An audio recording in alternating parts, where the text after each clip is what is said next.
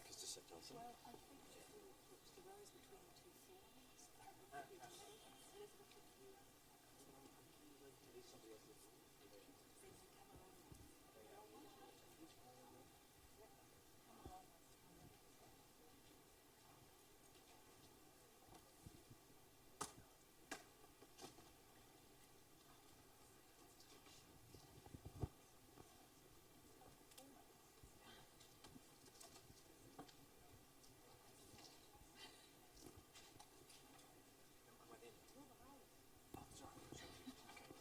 I'm sorry, we had to move one.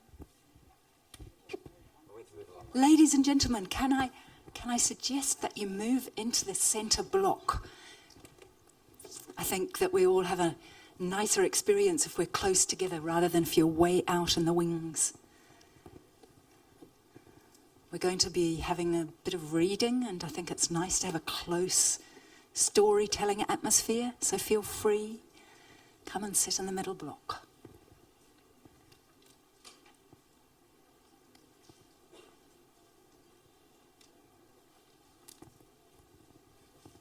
Just give it a few more minutes before we start.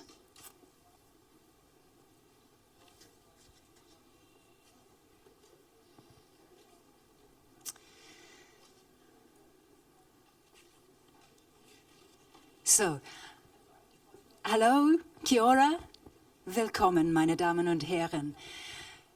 Ich freue mich darauf, Sie heute Nachmittag durch unsere Diskussion mit den zwei Autoren zu begleiten. Ich heiße Dulcie Smart, ich bin Neuseeländerin, wohne aber seit 20 Jahren in Deutschland. Und es ist meine große Ehre, heute Nachmittag Brian Falkner und Elizabeth Knox vorzustellen. Es gibt Audiogeräte, falls Sie einen Dolmetscher brauchen. Bitte nehmen Sie von hinten, sonst ist unsere Diskussion auf Englisch. Es wird aber 2 kurze Lesungen auch auf Deutsch geben. Ladies and gentlemen, I've just explained that our conversation will be in English. I'm Dulcie Smart. I'm a New Zealander. I've lived here in Germany for 20 years.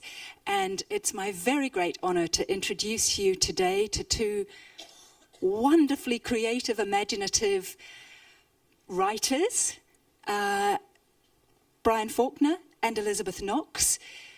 New Zealand writers. What we're talking about this afternoon, time travel and destiny, is work that's aimed at young people but also extremely readable for adult audiences. I'm going to start by asking Brian to just introduce very briefly his work in general. Okay, so my work in general rather than specifically the Tomorrow Code? Yes, we're going to move on to the Tomorrow Code very fast. But just give the audience here an idea of what you're interested in writing. Okay, well, things that fascinate me, obviously writing for young adults, I also write junior fiction, but the things that fascinate me writing for young adults are the possibilities that exist in the world around us that we may not yet have discovered. And I think that, in my mind anyway, young adults are more open to some ideas that you might be able to present them with than adults. So I feel that I can actually explore things with the young adult audience that I might not if I was an adult writer. And some of the things that I've written about in the books that I've had published are the idea of communication through time, which we'll obviously get onto with the Tomorrow Code, and with the idea of interfacing with computers and with each other through the internet, through your brain, which is the subject of Angriff aus dem Netz, or Brainjack, which was my second book released in Germany. Thank you. So this afternoon we will be focusing on Brian's book, Der Tomorrow Code, The Tomorrow Code, which is recently released here in Germany, and Brainjack, Angriff aus dem Netz. Briefly to Elizabeth, who is the author of a book that many of you may have heard of or read, The Vintner's Luck. The German title of The Vintner's Luck, one moment, let me get this right. Der Engel mit den dunklen Flügeln. This is an adult novel, but very much in a realm of not quite this world, but a fantasy world. This afternoon we're going to focus on her work for young people, in particular the Dream Hunter duet, and her new book called Mortal Fire. Elizabeth, will you just give us, as Brian has done, a big picture of what you're interested in writing? I'm interested in writing non-realist stories for both adults and children. And I call what I do fantastic naturalism, because where there is always an element of, well, fantasy or the non-real, everything else is deeply naturalistic, and I'm interested in psychological truth and in social truth, how people operate. So one of the reasons I'm interested in writing for young people is that they're at that wonderful transitional stage, or crossing over, as Margaret Mahy would say, where they are discovering who they are, but not just who they are, but how they personally can be useful to the world, who they are as individuals, what kind of place they can have, who they are as citizens, what kind of world they live in.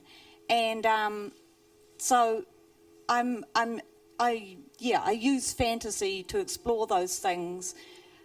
And with Dream Hunter and Dreamquake, there's a society there that's based on the sharing of dreams. And dreams are kind of a form of mass media, like films are, and are just as likely to be used as propaganda as entertainment. So I'm kind of interested in what a society does under those circumstances. We're going to come back to Dream Hunter shortly. But because we've got two writers here, we will swap back and forward, and we'll now begin focusing in closer to Brian's book, The Tomorrow Code. I'm going to ask him to read us an extract. I will begin it in German. Just for 1 minute, I ask the English-speaking members of the audience just to be patient. You won't need a translation of this. Brian will then carry on and read in English, and you'll have your treat. I ask the simultaneous translators, don't worry about translating. Brian will give a little summary for those who don't understand any English at all. So, Brian, tell us about the Tomorrow Code. Introduce us to this reading. Well, the concept of the Tomorrow Code, it came from actually a book that I read by Michael Crichton called Timeline, in which people were transmitted back through time. And I loved the book, but had a struggle with the technology in the book, which was transmitting people through time, because we can't transmit people anywhere. You can't transmit a person across a room, and yet we can transmit information and data and knowledge. Yes, you talk in the book about how you can send a fax through a fax machine.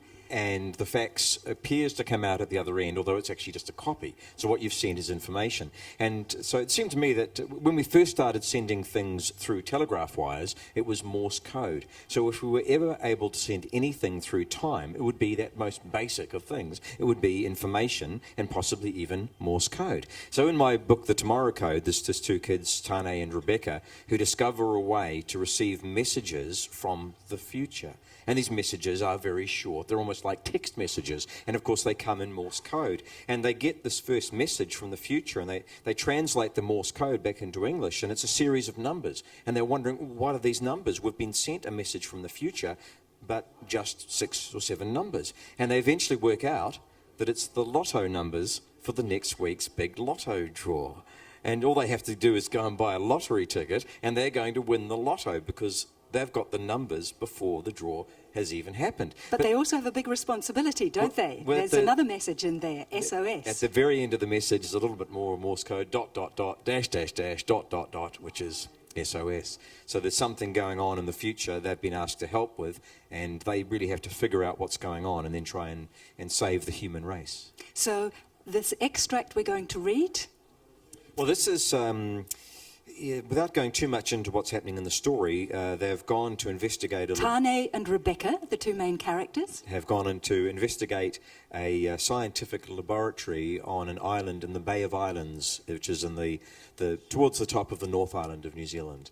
And they discover something rather strange when they get there. So I'll begin in German. Be patient, those of you who don't understand. Brian will soon carry on. The chapter's called Wäschehaufen.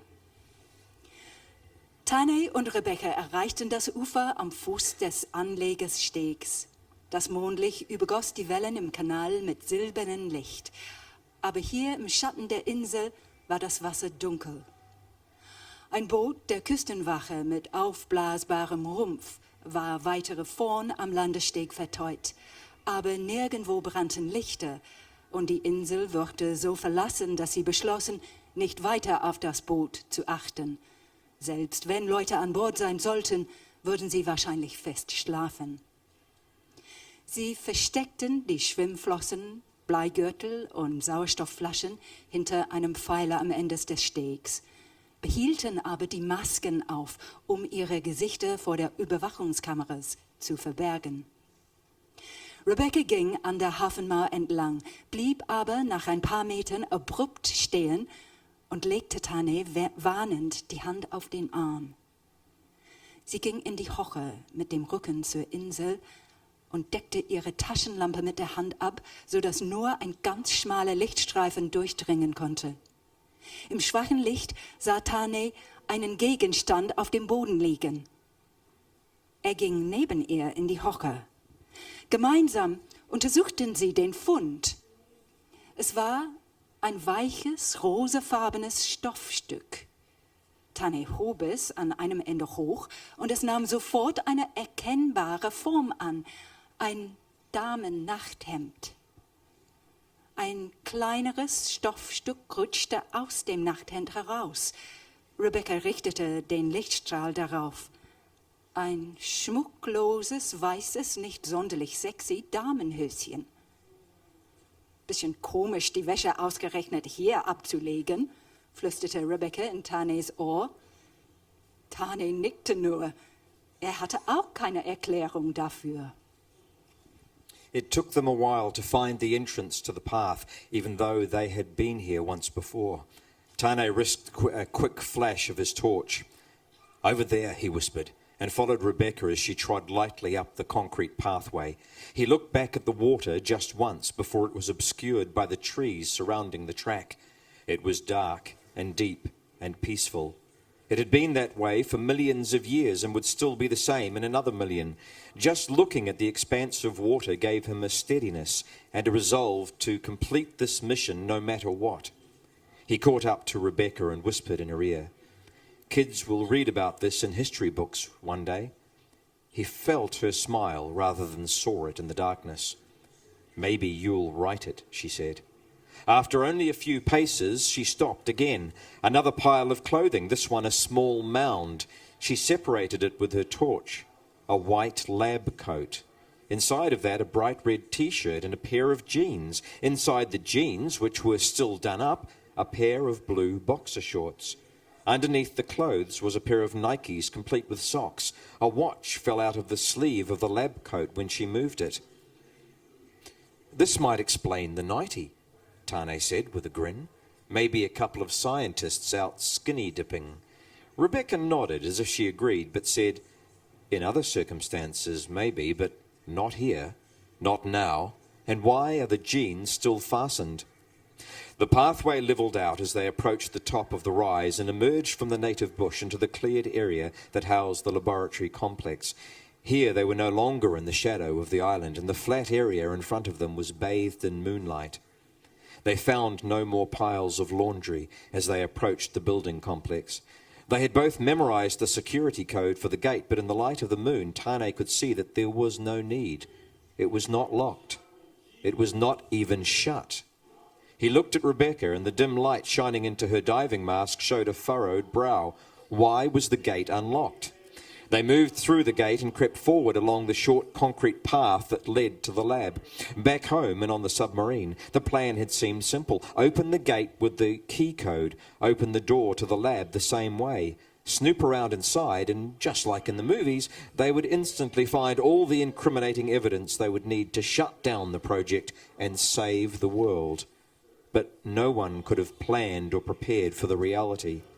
The door to the lab was open, swinging idly in the light breeze that blew in from the east, here on the more exposed top of the island. Not that long ago, a red-haired professor with a big bright smile had opened this door for them and welcomed them into the lab, but nobody was here to welcome them this time. The light from inside spilled outwards from the doorway, clearly illuminating the smashed door jamb and ruined hinges. "Something's really wrong here," Tane whispered. "The door's been smashed open. Someone's broken in before us." Rebecca grabbed his arm and pulled him down into a crouch beside her. Enough light spilled out from the broken doorway for him to see her eyes, stark, wide, and terrified inside the scuba mask. "No," she said. "It's worse than that, much worse. We've got to get off this island now." "What is it?" Tane asked, wondering what had her so spooked. "Look at the door, Tane," she said. "Look at the hinges. Someone, or something, has smashed that door open from the inside." As you hear, it's a very exciting read, and it's real science fiction in the best sense, because the Tomorrow Code deals with science in a way that I think makes it very understandable and interesting for young people. Some of the things that come up in this book are quantum foam.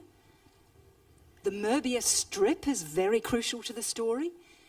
The rhinovirus, the mechanisms of the virus that causes the common cold, they are all there interwoven into a thrilling story. Our time is far, far too brief for such big topics. I need to now move back to Elizabeth, but we'll return to Brian when we have time. Elizabeth, your Dream Hunter duet and your new book, Mortal Fire, they take place in a world that is not quite our world. It's called Southland. Tell us about this world. Southland is a large South Pacific island nation that is neither New Zealand nor Australia, but has elements of both. So, for instance, the dreams that people catch and share with people in Dream Hunter and Dreamquake. Let me just interrupt for 1 second and say the dreams that people catch. There is a place. Elizabeth has created 2 imaginary worlds.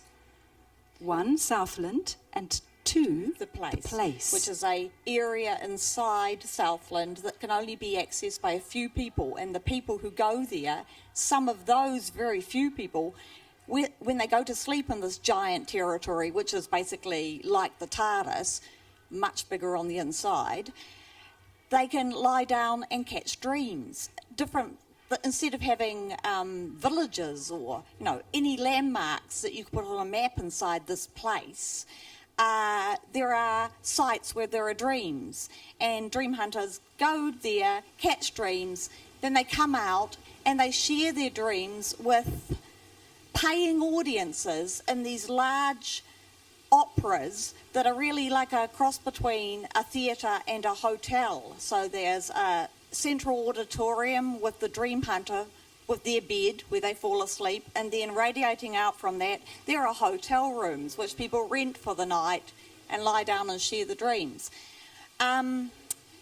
The magic in Dream Hunter and Dreamquake, there's a magic over and above the place, but it's related to it.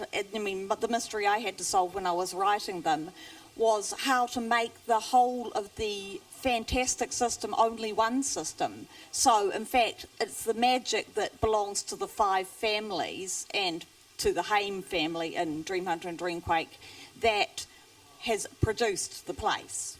As, it becomes clear, the mechanisms by Hara are quite complex, but these 5 families, you're now focusing in Mortal Fire, the next book, on another one of these families. Yes. Our time is tight, so let's move into Mortal Fire and we'll do a reading. Yes, well, whereas in Dream Hunter and Dreamquake, the magic which derives from the song that Lazarus heard in the tomb before he was resurrected. From the Bible, From the Bible. story. And it is the song itself that's the basis of the Haim magic, but the Zareen family, who have isolated themselves in this little valley, not entirely voluntarily, this beautiful paradisical valley full of orchards and beehives and a mysterious house on a hill that no one can see from inside the valley, and which has some kind of distraction spell around it so that no one can actually ever notice it from anywhere above the valley. The heroine sees the spell that's there to distract. She recognises it for what it is because she's a maths genius, and she understands the relationship between symbols before she knows the language. And this magic is the magic of symbols. Yeah. So, in the bit we're going to read, which we'll do fast, this central character, Canny, is invisible. She's got a version of the don't look at me. She's got the don't look at me spell written on her. She isn't, in fact, physically invisible. No living creatures can see her. Right, I'll begin in German, Elizabeth will continue in English. Canny kroch weiter nach vorn, besser sehen zu können, woran der Mann arbeitete. Etwas davon sah nach Mathematik aus, Vektoren. Aber einiges sah eindeutig nach dem zarinischen Alphabet aus. Etwas, das sie erst nach einem Moment wahrnahm, bestand aus Stücken zarinischer Symbole auf verschiedenen Ebenen. Ein wenig sah es aus wie chinesische Schrift. Der Mann seufzte, faltete seine Hände hinter dem Kopf zusammen und kippte mit dem Stuhl nach hinten. So verharrte er eine lange Zeit. Dann fiel der Stuhl zurück auf seine 4 Beine. Er stand auf, seine Bleistifte zu spitzen und ließ die gekräuselte Bleistiftspäne auf den fleckenlosen Teppich fallen. Dann setzte er sich wieder, presste seinen Daumen zwischen den Augenbrauen, den Kopfschmerz wegzumassieren, und beugte sich über seine Seiten. Canny kaute sich zusammen und setzte sich. So blieb sie und schaute ihm beim Arbeiten zu. Die Sonnenstrahlen wanderten langsam weiter, bis sie durch das Fenster hinter ihm schienen. Er stand auf, öffnete das Fenster und ging danach sofort wieder an die Arbeit. Es dauerte mehrere Stunden, bevor er aufhörte, aufstand und den Raum verließ. Canny ließ sich Zeit, ihm zu folgen, weil sie nicht wollte, dass er sie hörte. Sie achtete darauf, welche Fußbodenbretter ein Geräusch verursachten, wenn sie betrat, und vermied es, sie zu betreten. The man went into a downstairs bathroom and she heard a flush and water running. He came out with a wet face and hair spiked at the nape of his neck.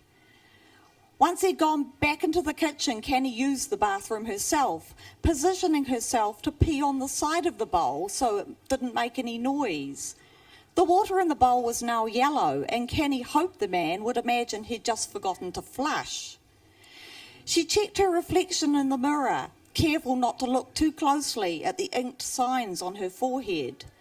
It was reassuring to see herself, a bright-eyed girl, not the bodiless ghost who'd been staring her body about all day, inside it, but blind to it. Canny left the bathroom and continued the way he'd been headed. As she went, she fingered the long strip of signs at the top of the panels. There were whole sentences there, with full stops but without capitals. The words, if they were words, all ran together, and Canny got the feeling she was looking at whole stories that amounted to a single instruction. She had no idea what that instruction was, or why it would take such exhaustive exactitude, such persuasion, to turn it from a request into a law. Canny went into the kitchen. The honey and bread had been put away. She hurried out the back door and was confronted by a startling sight. The young man had strung up one of the rabbits by a thong tied around its back legs. Its head wobbled on its broken neck. Its eyes were still bright, but the spark of life was falling away into them. As Canny appeared, the man had just finished making a series of deft incisions around the rabbit's bound legs. He then clamped the bloody knife in his teeth, grimacing to keep his lips off its sharp edges. He fiddled with the insertion, got purchase, and stripped the rabbit's skin off, like someone pulling off a very tight sock. Elizabeth, I'm very sorry. I'm going to have to interrupt you there. We only have a minute left, and Brian has a very, very interesting device here on the table. Can you tell us what this is? Look, I don't think we've really got time to go into it. It's just a little device which will allow me to read the brain waves of anybody in the audience, should I want to. This is actually from Angriff Alstomnet's Brain Jack, and this is a simulation of what they use in the book to read people's brains. So that's what that is. Very good. So, Brian Falkner, his book, The Tomorrow Code, Dare Tomorrow Code. It'll be available out in the foyer if you wish to buy a copy and have him sign it or ask more questions. There's so much that we were wanting to cover in this session that we haven't been able to. Elizabeth Knox, author of The Dream Hunter Duet, which is such a hugely philosophically interesting, wonderful book, absolutely for adults as much as for young teenagers. And her new book, from which she just read, Mortal Fire. Elizabeth. Out next year in America and New Zealand so far. I thank you all very much for attending this session. Elizabeth will also be available, I hope, afterwards if you have any more questions. Elizabeth Knox, Brian Falkner, I thank you so much for being with us this afternoon. Thank you, Dulcie. Thank you, Dulcie.